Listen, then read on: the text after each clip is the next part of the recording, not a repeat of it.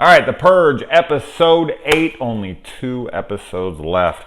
So, Miguel takes Penelope back to Pete the cops, and they're hanging out there. And Jenna goes and ends it with Lila, and she is just not having that shit, man. Finally, this thing comes to a head here with them. The drama starts to pay off with them. We'll get to that in a minute.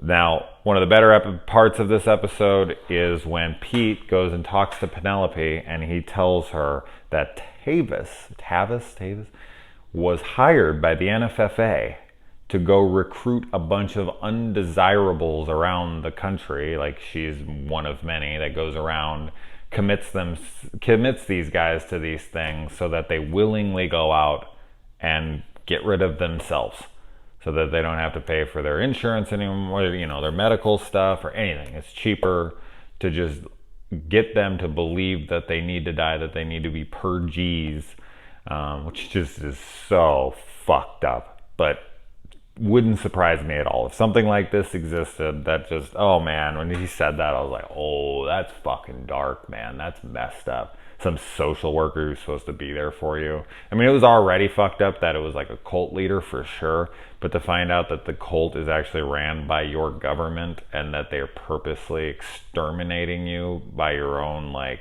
free will, but being manipulated by someone who's supposed to be helping you, that's funded by them, and oh man, it's twisted as fuck. Wow. And freaking Lila goes and she offers Rick $20 million to leave Jenna. Like, fuck off. I want her. You can be bought, and I'm going to buy you. Oh, man, and he is just not having it. He definitely is dedicated. I don't know how many guys or women would stick around if someone, especially how fucking, like, rocky they are, but he's in love. Nothing wrong with that. I'm curious. I would be curious if it was real, like real money on the table, how many people would stay with their lover over $20 million? Like tax-free, right now, sign here, it's in your fucking account tomorrow, or right in this minute. I don't know, man. I don't know how many people would stick through that, so he definitely is really into her. I thought throughout this episode it was Lila getting married, and she couldn't go through with it because she wanted to be with Jenna, and I just thought that was going to add a whole nother layer of like, I left the fucking, I disappointed my parents, and I left this person behind because of you. No, and it was like, oh no, this was her birthday, her 18th birthday, and on her 18th birthday, the way her fucking lunatic family celebrates shit is for her to murder somebody, which reminded me of the grandpa in Anarchy, Purge Anarchy, when he goes there and they pay him a huge sum of money to take care of them. Like, he offers himself up to take care of his family, which is a really fucked up thing. But I definitely know there would be people who would do that as well. So there's $20 million to leave your wife, or an old man, like, here's $1 million, $20 million. If you let us kill you, we'll give it to your family. It's like a life insurance policy of sorts. Oh man, that's why money is a shaky topic for me, because I love it in some ways and I fucking hate it in other ways. And then Lila, man, she loses it.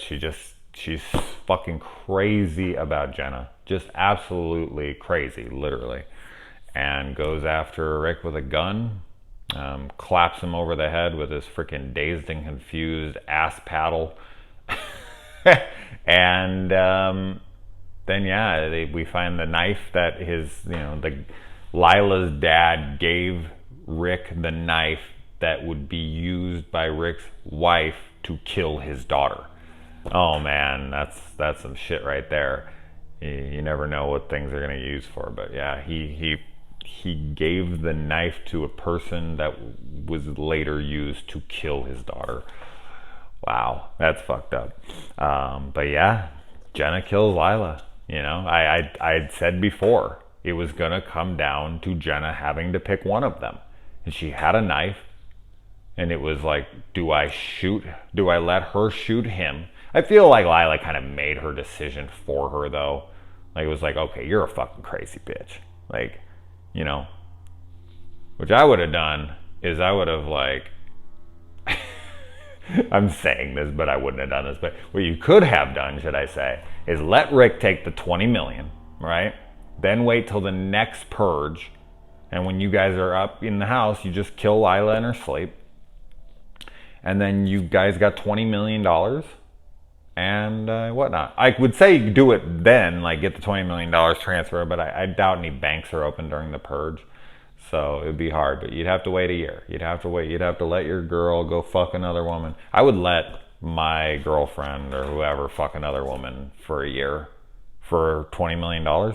Absolutely. No problem. Might do it for free. All right. And so Penelope goes and calls Tavis and has her come on over there because she's going to confront this bitch. She is like, you fucking asshole. She wants to stop her from killing her friends. Her friends have been brainwashed. She realizes it now. How she doesn't realize it, whatever. She's a lost kid. People fall into cults. It's real. It's fucking Jonestown. I mean, it's crazy. People fall into crazy religions all the time, and people think they're completely sane and normal people in society. So I don't know. Calls him over, and then Joe comes and fucking wrecks shop again. But as I kind of had been speculating, unfortunately, Joe is a bad guy. I mean, unless something is to change this, I don't think it will. Joe had been rounding all of these people up, but there might be a reason. And people will be like, oh, that's convoluted. The fact that he just grabbed all the characters that we now know, like Jane, and then at the end of this, he goes and grabs Rick and Jenna and Penelope and all this, and it's like, this convoluted. Yeah, but remember, the reason we're following these characters is that because they are all connected at the end.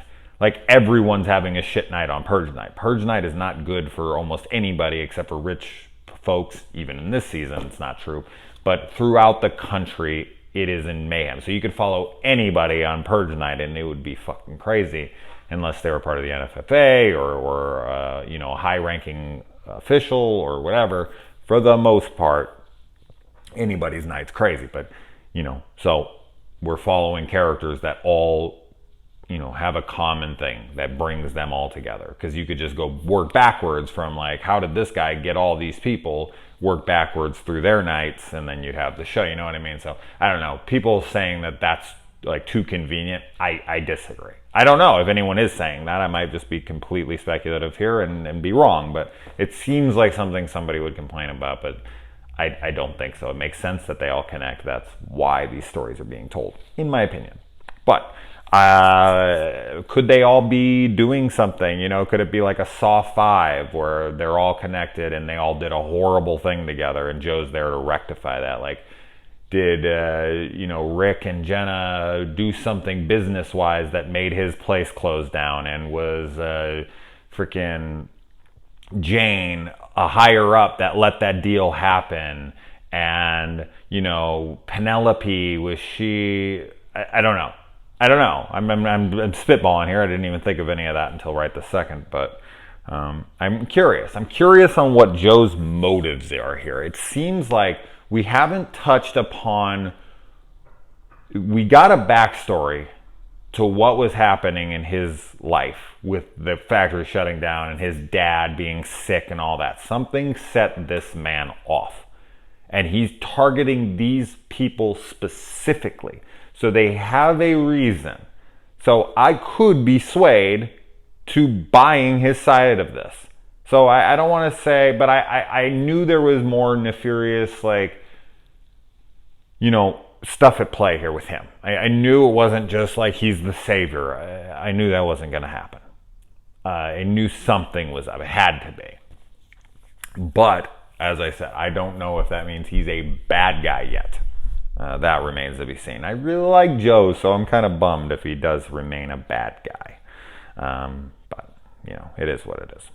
But yeah, he kidnaps everybody. I'm not sure how he can disarm Rick and Jenna's security system from the outside. Like he just has like a control. Like did he work for their security company? I don't know, but he was able to do that. And freaking, we're gonna obviously see a showdown between Miguel and Joe. Those are the two badasses of the show. We're gonna see them go head to head. So that's gonna be the climax of episode. I would love for the climax of it to be in episode 9, and then I would love for almost all of episode 10 to be the day after the Purge, because I've always wanted to see that explored. I want to know what it's like, the world is like. At least 20 minutes of the episode, I wanted to see what it's like to try to just go back to your life right after it. I mean, there's not a lot set up here in this where it's like, you know, neighbors, because Rick and Jenna's neighbors are dead now, so there really can't be confrontation there or whatnot. But I just am curious on that, because I would have loved to have seen that at the end of the first Purge, when they just have to go back to their life, you know, the neighbors next door. When Lena Headey's character lets them live, it's like, yeah, you're just gonna have to live next door to them now. Okay, sure. But whatever. I do see that coming to a head. You had Miguel saving Pete the cop's life, so I think that's gonna come into play. Like Pete's gonna help him big time now. I mean, he already kind of is, but I think Pete's gonna do something real big here. But I do think we're going to see a big showdown between Miguel and Joe. I just hope that Joe has some motives that I can be kind of in the middle about. Like, oh shit, like that's fucked up.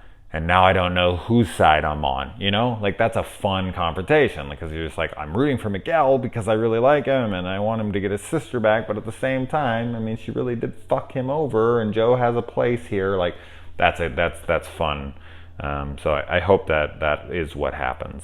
But other than that, I mean, what do you guys think of this episode? I'm glad I stuck this show out. There's cool things going on here. I know this show's being fucking hated on, to be expected, but I'm digging it. I'm glad I stuck it out. We got 2 episodes left, and I'm really looking forward to seeing how this all closes. So fuck it, I'm a fan.